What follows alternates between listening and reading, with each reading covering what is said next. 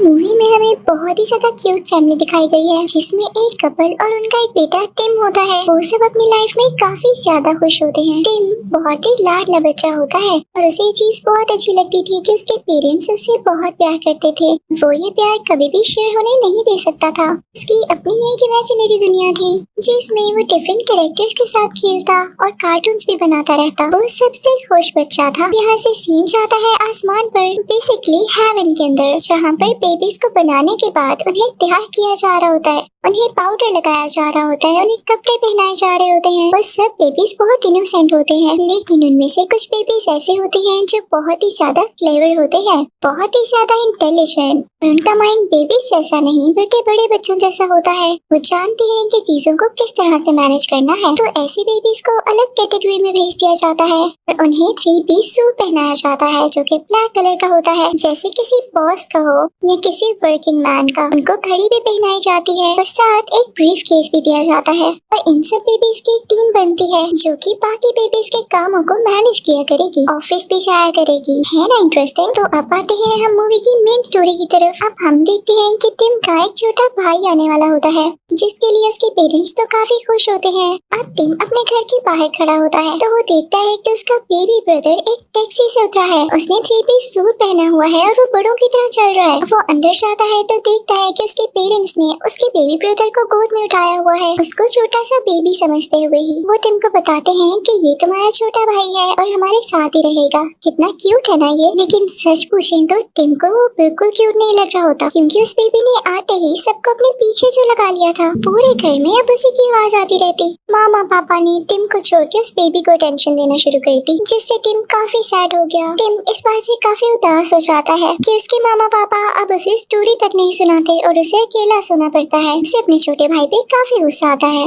लेकिन वो उसे इग्नोर करता है। एक दिन जब सारे सो रहे होते हैं तो टिम को ऐसी आवाज आती है जैसे किसी का फोन रिंग हो रहा हो। टिम जाकर देखता है तो उसे पता चलता है कि फोन पर उसका छोटा भाई बात कर रहा है। उसकी एज के बच्चे तो ठीक से बोल भी नहीं पाते, पर इसका भाई बात कैसे कर रहा था। टिम को यहाँ पर डाउट होता है कि हो ना हो ये नॉर्मल बेबी तो नहीं है। इसकी ड्रेसिंग भी ऐसी है जैसे कोई बॉस बेबी हो। टिम उसके पास जाता है और कहता है तुम कौन हो, कहाँ से आए हो, तुमने मेरे घर में मेरी जगह ले ली है। तो बॉस बेबी कहता है अरे बच्चे, ये तुम्हारे बस की बात नहीं समझना। मैं यहाँ पर एक सीक्रेट मिशन पर आया हूँ। ये लो कुछ पैसे रखो और अपना मुंह बंद रखना। बॉस बेबी टिम की तरफ कुछ पैसे उछालता है और टिम हैरान रह जाता है कि आखिर आया कहाँ से और ये किस मिशन की बात कर रहा है। टिम फौरन से उस बॉस बेबी के पास जाता है और कहता है कि मैं तुम्हारी रियलिटी मामा पापा को बता कर रहूंगा, तुम एक नॉर्मल बेबी नहीं हो। तो बॉस बेबी कहता है हाँ हाँ जाओ, उनको पता है कि मैं तुम्हें तंग करता हूँ और तुम मुझसे चिढ़ते हो, वो तुम्हारी बात पर यकीन क्यों करेंगे। वो तो यही समझेंगे कि तुम मुझसे जेलस होकर कह रहे हो,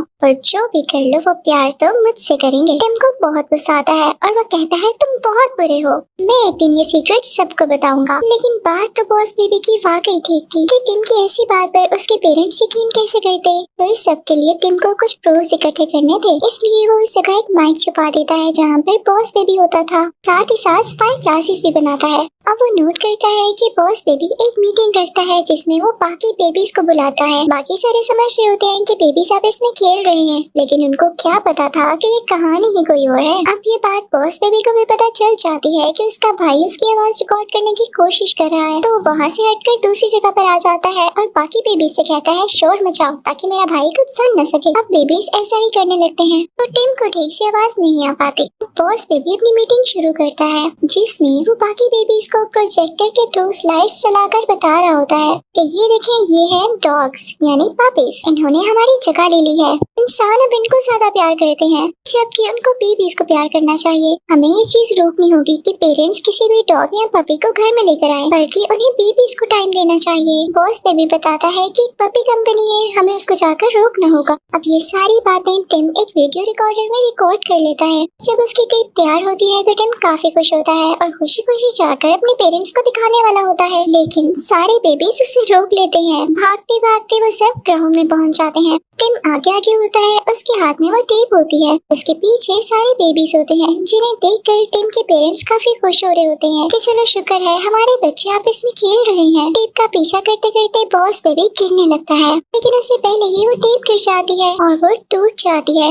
यानी अब टिम उस बॉस बेबी के अगेंस्ट कोई प्रूफ नहीं दे सकता था। तभी वहाँ पर टिम के पेरेंट्स आते हैं, वो बेबी को उठा लेते हैं और इस वजह से टिम को काफी डांट पड़ती है कि तुम्हें जरा ख्याल नहीं कि तुम्हारा बेबी ब्रदर कितना छोटा है, तुम उसका ख्याल तक नहीं रखते हो बल्कि उससे लड़ते रहते हो। ये आइंदा के बाद तुम बाहर खेलने नहीं जाओगे। और यहाँ पर बॉस बेबी काफी मासूम बन जाता है। अब टिम अपने रूम में ही रहने लगा था। उसको ऐसे लगता था जैसे वो किसी जेल में कैद है और वहाँ पर वो बस अपने दिन काट रहा है। वो काफी अकेला फील करता था। फिर से वो अपनी इमेजिनेशन में एक टॉय से बातें करने लगता है। भी वहाँ पर वो बॉस बेबी आ जाता है। वो टिम की ट्रेन पर बैठकर पूरे रूम में घूमने लगता है और टिम से कहता है, यार मुझे तुम्हारे लिए काफी बुरा लग रहा है, लेकिन देखो अगर तुम मुझे तंग न करते तो ये भी ना होता। तो टिम कहता है, मुझे समझ नहीं आ रही तुम कौन हो। तो बॉस बेबी कहता है, समझना चाहते हो तुम, तो आओ मैं तुम्हें इस जगह ले चलता हूँ जहाँ से मैं आया हूँ। वो दोनों खुद को इनविजिबल करते हैं क्योंकि वो लोग वहाँ पर पहुँच चुके होते हैं और ये लोग नहीं चाहते थे कि कोई इनको एक साथ देखे, वरना बॉस बेबी को डांट पड़ती।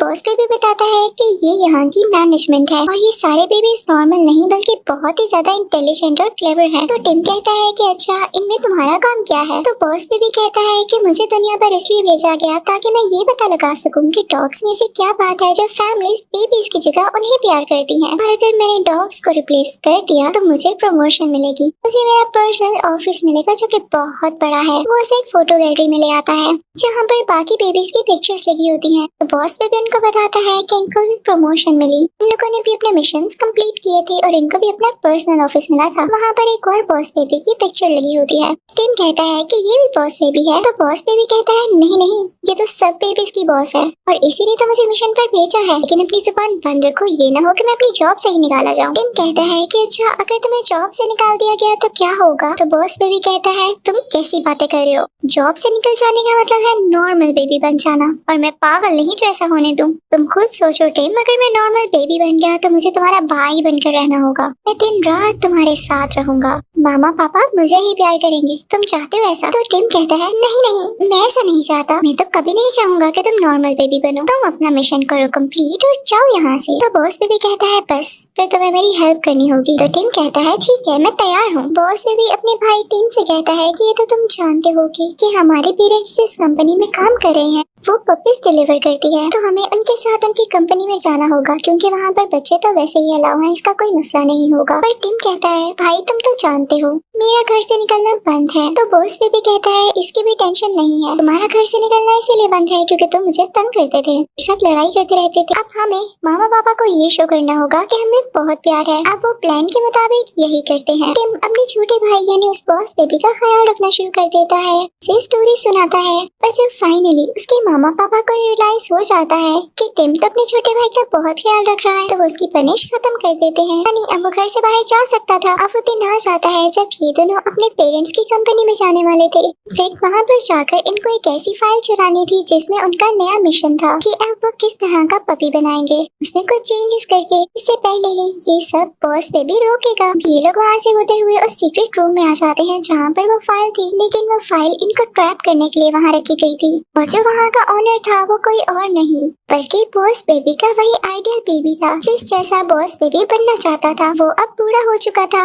बॉस बेबी उसे देख के काफी हैरान होता है और कहता है, आप यहाँ कैसे? तो वो कंपनी का ऑनर कहता है, मैं भी तुम्हारी तरह बेबी हुआ करता था। इनफैक्ट इन बेबीज के पास एक मैजिक मिल्क होता है जिससे ये हमेशा बेबीज रहते हैं और बेबी कंपनी के लिए काम करते रहते हैं ताकि किसी को शक ही न हो। अब वो कंपनी का ऑनर बताता है कि जब मैं अपना मिशन कंप्लीट ना कर सका तो मुझसे वो मैजिक मिल्क लेकर मुझे कंपनी से बाहर निकाल दिया गया। मेरा भी ख्वाब था कि मेरा पर्सनल ऑफिस हो, लेकिन ये ख्वाब टूट गया और जब मुझे मैजिक मिल्क नहीं मिल सका तो मैं बूढ़ा होता गया और मैंने तुम्हें इसलिए यहाँ बुलाया है ताकि मैं तुम्हारा मैजिक मिल्क चुरा सकूं। और रही पपीज की बात, तो ये भी मेरा एक ट्रैप था तुम्हारी बेबी कंपनी को डाउन करने के लिए, क्योंकि मुझे वहाँ इंसल्ट के साथ निकाला गया। मैंने उनके अगेंस्ट ही एक कंपनी बना दी और देखो आज मैं कितना सक्सेसफुल हूँ। तुम्हारे पेरेंट्स भी मेरे लिए काम करते हैं, इससे ज्यादा एम्बैरेसिंग तुम्हारे लिए क्या होगा। अब वो कंपनी ओनर और भी बताता है कि मैं उस बेबी कंपनी में जाऊंगा, साथ ही साथ तुम्हारे पेरेंट्स को भी मार दूंगा। तो टिम कहता है, नहीं मेरे पेरेंट्स को तुम नहीं मारोगे। और बॉस बेबी ये सोच रहा होता है कि अगर उसकी कंपनी खत्म हो गई तो उसको प्रमोशन कैसे मिलेगी। तो दोनों डिसाइड करते हैं कि ये अपने पेरेंट्स को बचाएंगे और उस कंपनी को भी,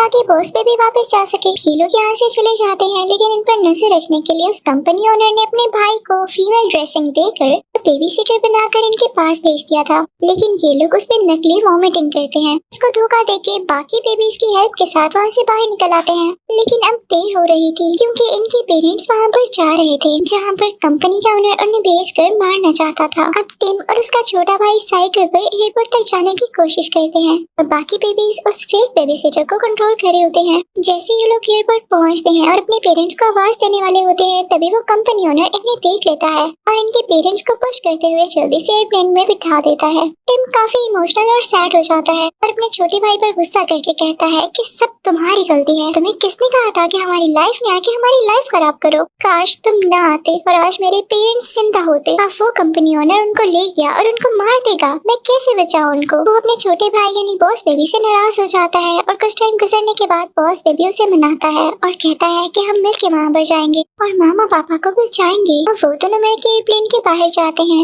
और सब लोगों की नजरों से बचते हुए प्लेन के अंदर आ जाते हैं और वहाँ पर कहते हैं कि हम कैप्टन के बेबीज हैं।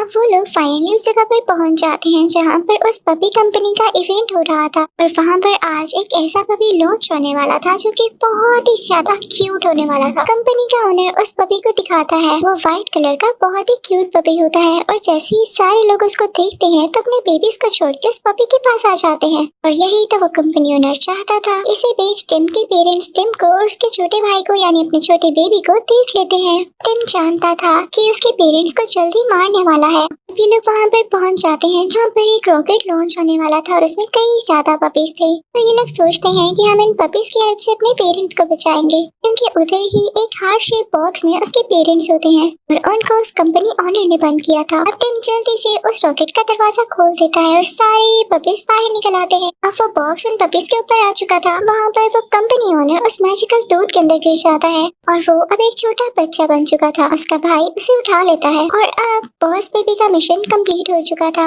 उसने उस रॉकेट को रोक लिया था जिसमें पपीज जाने वाले थे, इसलिए वो बहुत खुश होता है और टिम से कहता है कि अब मैं वापस जाऊंगा, देखना मुझे प्रमोशन भी मिल जाएगी। टिम भी काफी खुश होता है कि अब उसका भाई यहाँ से जा रहा है और सारा का सारा प्यार उसे मिलेगा। अब जाने से पहले वो सब थोड़ा सा सैड होते हैं। अब बॉस बेबी उन सबको, अपने छोटे छोटे फ्रेंड्स को और अपने भाई को गुड बाय कह के वहाँ से चला जाता है और उसके जाते ही कुछ छोटे छोटे रोबोट्स आते हैं जो कि उसके पेरेंट्स की मेमोरी इरेज करने लगते हैं कि आपके घर में कभी कोई बेबी आया ही नहीं था। उसके सारे टॉयज, उसकी सारी चीजें वहाँ से ले जाते हैं। टिम ये देख के काफी उदास होने लगता है और उसे अब यहाँ पे पहली बार अकेला फील होता है। दूसरी तरफ हम देखते हैं कि बॉस बेबी काफी खुश होता है क्योंकि उसे प्रमोशन मिल चुकी थी। अलग पर्सनल ऑफिस भी वो काफी ज्यादा सेलिब्रेशन करता है, लेकिन वो काफी उदास था क्योंकि उसे टिम और अपने पेरेंट्स याद आ रहे थे। दूसरी तरफ टिम का भी यही हाल था। नो डाउट उसके पेरेंट्स अब उससे बहुत प्यार कर रहे थे, बिल्कुल पहले की तरह, लेकिन वो अपने भाई की कमी बहुत ज्यादा महसूस करता था, यानी उसे उसकी कमी बहुत ही ज्यादा फील होती थी। तो वो उसे एक लेटर लिखता है कि छोटे भाई वापस आ जाओ, हम दोनों मिलकर रहेंगे, एक साथ बड़े होंगे। और जब बॉस बेबी ये लेटर पढ़ता है तो वो इमोशनल हो जाता है क्योंकि जब उसे प्रमोशन मिली तो उसके साथ खेलने वाला कोई भी नहीं था। वो हर वक्त काम में बिजी रहता और उसकी लाइफ काफी बोरिंग हो चुकी थी। तो वो भी प्रेफर करता है टिम का छोटा भाई बनना। और फिर हम देखते हैं कि वो नॉर्मल बेबीज की लाइन में चला जाता है और फाइनली टिम के पेरेंट्स के घर आ जाता है। टिम फौरन से जाता है और ये देख के काफी खुश होता है कि उसका छोटा भाई वापस आ गया है। अब मूवी के लास्ट सीन में हम देखते हैं कि टिम काफी बड़ा हो चुका होता है। ये जो मूवी हमने देखी वो इसकी स्टोरी अपनी बेटी को सुना रहा होता है। तभी वहाँ पर एक आदमी आता है जिसने 3 पीस सूट पहना होता है। तो टिम अपनी बेटी को बताता है कि ये तुम्हारे अंकल यानी चाचू हैं और ये वही बॉस बेबी होता है। पर तभी वहाँ पर एक और बेबी पैदा होता है जो कि उसकी बहना होती है। वो भी नॉर्मल नहीं बल्कि बॉस बेबी होती है। अब न जाने वो क्या क्या करने वाली थी। इसी के साथ ये मूवी यहीं पर एंड होती है। Thank you for watching.